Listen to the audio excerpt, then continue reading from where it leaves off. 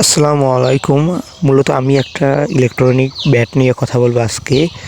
তার প্রথমে এটি আগে খুলবো, খুলে দেখব এটির ভিতরে কি কি আছে।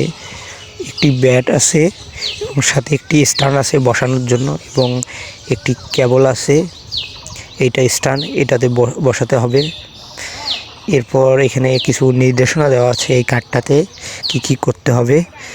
এরপর আমি স্ট্যান্ডটা দেখাবো যে কি কি করতে হবে এটাতে।